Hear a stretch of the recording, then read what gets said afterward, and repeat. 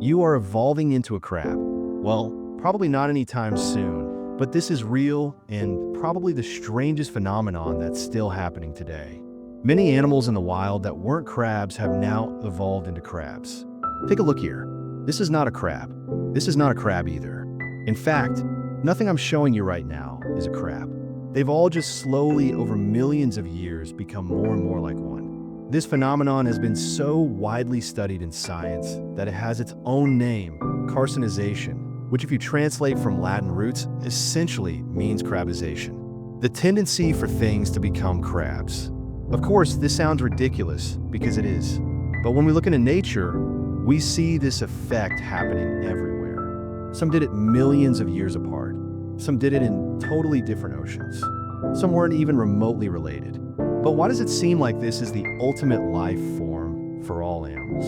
What stops us from evolving into crabs next? And will all roads always lead to crab? This crabification effect has been joked about online with hundreds of memes about crabs being the epitome of all life. And well, this is actually right. Scientifically, this is peak performance. But how do we know this? Well, the best explanation for this goes back to an effect called convergent evolution. Essentially, this is when two different organisms that deal with similar challenges end up evolving the same traits independently. If you've watched our video about massive squids, you'd know that two different squids have both evolved to become massive, even though they're completely different species. Being giant benefited them both, so both became giant. But why crabs? And why do we see this so often? To get that answer, we need to understand what crab-like actually means. Because not every creature that looks like a crab is a real crab. Some, and actually most crabs, are just evolutionary imposters that ended up looking like them. A crab-like body usually has a wide, flat shape that keeps the center of gravity low and makes the animal stable. That flattened design also lets it slip under rocks, hide in tight spaces, and avoid getting flipped over by waves or predators. Because the last thing you want is to end up like this. Crab-like bodies also obviously have shell, but it's more than just armor. It turns the entire body into a compact tank.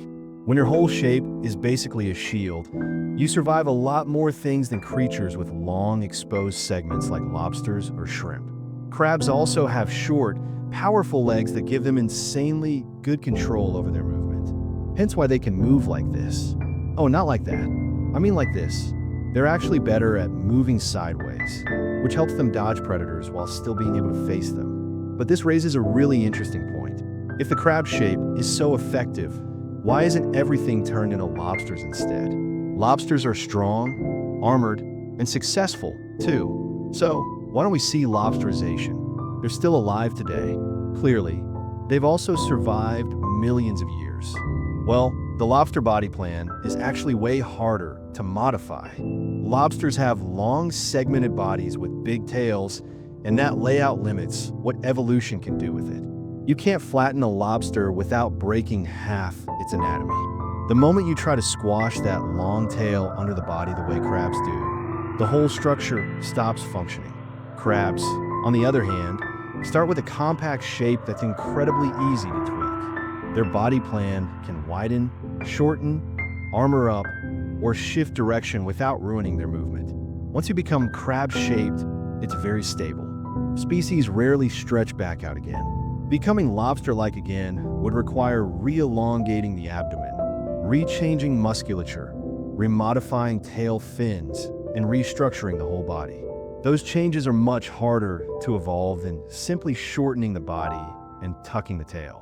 Carcinization is mechanically easy. Lobsterization is mechanically expensive.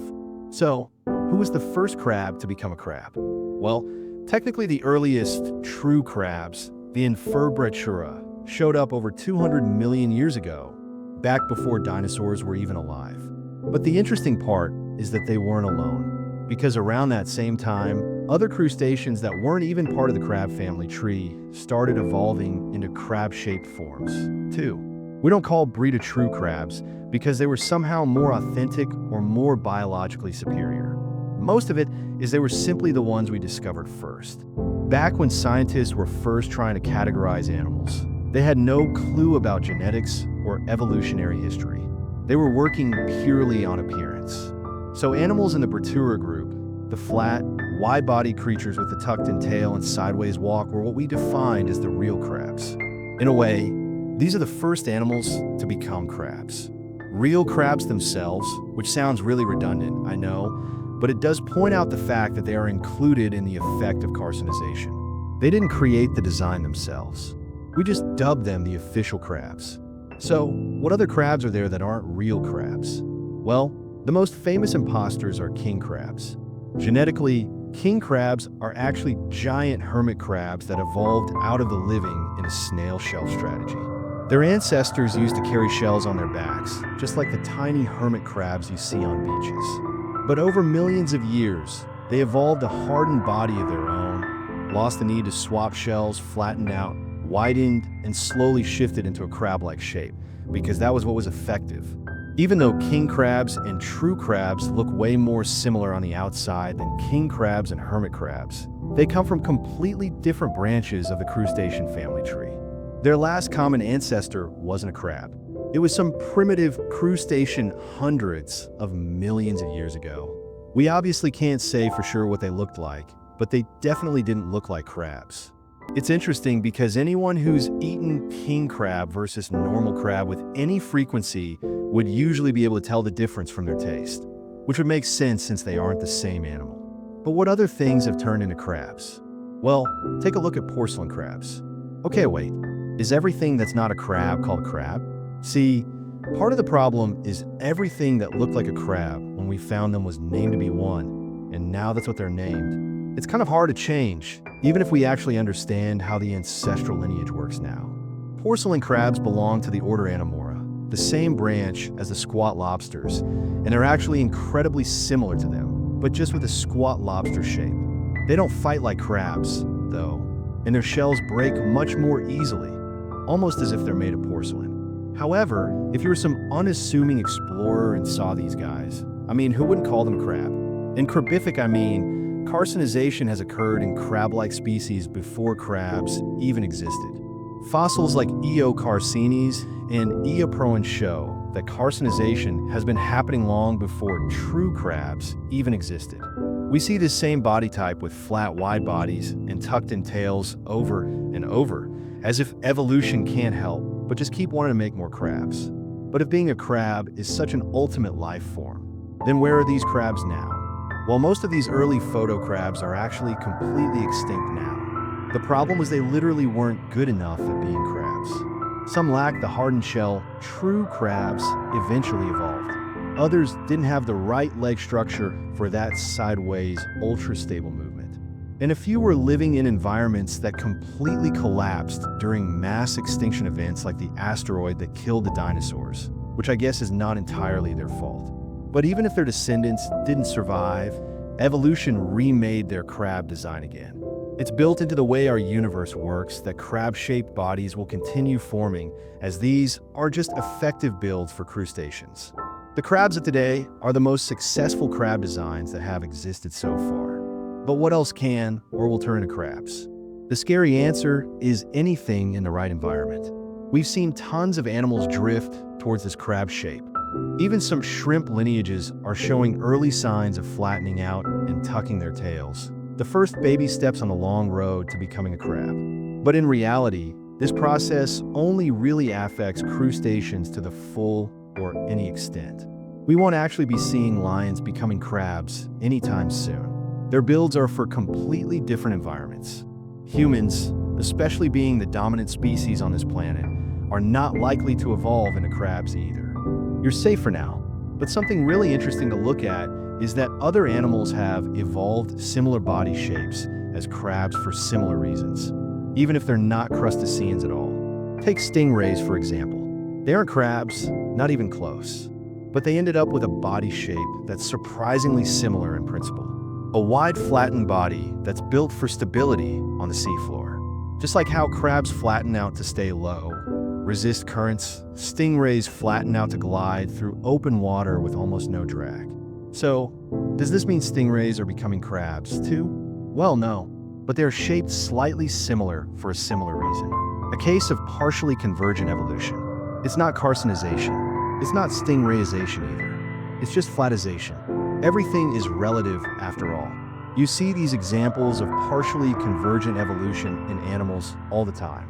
Actually, we just don't often think about it. Look at dolphins and sharks. These two animals could not be more different biologically. Sharks are ancient fish with skeletons made of cartilage. Dolphins are warm-blooded mammals that breathe air, nurse their young, and are more closely related to cows than to anything in the ocean. Yet, put them side by side, and they both ended up with almost the same streamlined torpedo-shaped bodies, because that shape is simply the most efficient way to move fast through water. If you want to cut through the ocean with low drag, stay stable at high speeds, and use as little energy as possible, evolution starts pushing you towards that same sleek, pointed design. If you want to stay close to the seafloor, you end up becoming flatter.